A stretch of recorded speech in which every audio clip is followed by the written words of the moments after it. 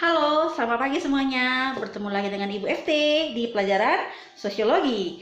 Nah, nggak terasa ya, kali ini kamu sudah kelas 3. Berarti ini jalan ketiga tahun kita sudah bersama dalam belajar Sosiologi. Baik, kita belum sampai membahas mengenai materi ya secara dalam, tapi pertemuan kali ini Ibu hanya sedikit memperkenalkan materi apa kira-kira yang akan kita bahas di kelas 12. Nah, di kelas 10 kamu masih ingat Ibu pertama sekali selalu memperkenalkan kamu mengenai apa itu sosiologi. Nah, di kelas 11 lagi-lagi Ibu memperkenalkan sebenarnya masyarakat itu terdiri dari apa saja. Nah, sehingga kita juga belajar mengenai kelompok-kelompok sosial, mengenai apa yang timbul akibat adanya kelompok, bagaimana cara mempersatukan kelompok. Nah, itu sudah kita pelajari di kelas 11. Nah, kali ini di kelas 12, nah, lagi-lagi kita akan membahas mengenai perubahan sosial. Nah,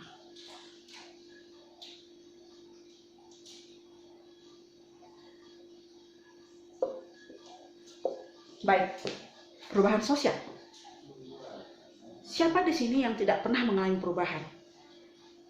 Tentu semua orang pernah mengalami perubahan selagi manusia itu hidup.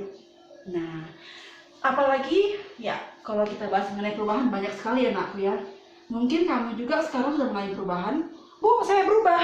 Apanya yang berubah? Lingkungan kelas saya. Dulu saya kelas 11 IPS 1. Sekarang saya masuk 11 IPS 3. Contoh. Nah, tentu itu kamu mengalami perubahan. Nah, apalagi sekarang, apa yang timbul? Wah, sekarang kita lihat, kalau kamu sendiri itu lebih bagus, kalau kamu bergabung dengan orang lain, akan muncul, ya bisa saja malah petaka. Nah, jadi ya bisa dibilang sekarang ini sudah, ya lagi-lagi mengalami perubahan yang cukup signifikan. Nah, akibat pandemi yang terjadi di dunia saat ini. Dan itu menjadi masalah buat kita.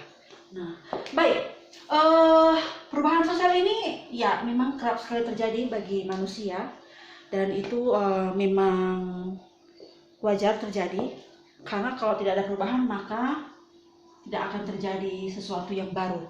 Nah, jadi jangan takut untuk berubah, karena perubahan ini awal kita untuk melangkah ke hal yang lebih baik. Nah, jadi perubahan ini sebenarnya ada dua jenis ya. Nanti akan kita kaji lebih jelas. Perubahan akan baik jika dia itu mengarah ke arah yang progres. Perubahan akan tidak baik jika dia mengalami hal yang regres. Pro dan regres. Nah, jadi tergantung penyebab, latar belakang, dan motivasi kenapa perubahan itu terjadi.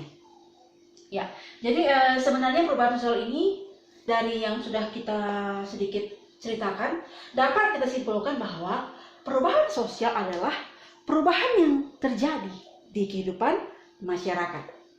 Nah, kalau dulu mungkin yang kita bawa sekarang ini, kalau dulu mungkin saja kemana-mana kita itu ya tidak etis ya, apabila tidak bersalaman dengan orang yang kita kenal.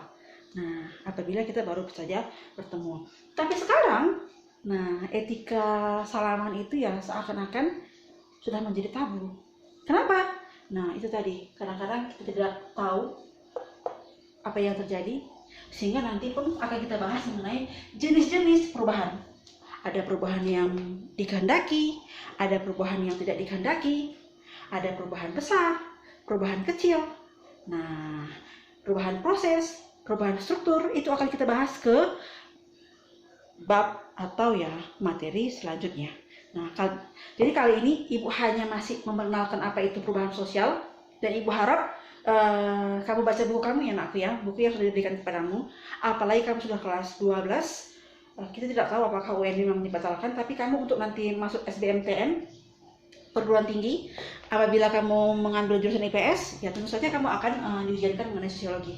Nah, jadi Ibu harapkan bukunya dibaca, karena ya tentu lebih jelas kamu mendengar saya menerangkan dan sambil membaca. Nah, baik, jadi itulah ya sedikit mengenai perubahan sosial. Jadi Ibu harapkan nanti saya akan berikan tugas kepadamu, dan Ibu harapkan ya kamu menjawab apa adanya dan tidak copy paste atau tidak bahasa dewa, sehingga benar-benar Ibu tahu siapa yang bisa memahami apa sebenarnya arti perubahan sosial.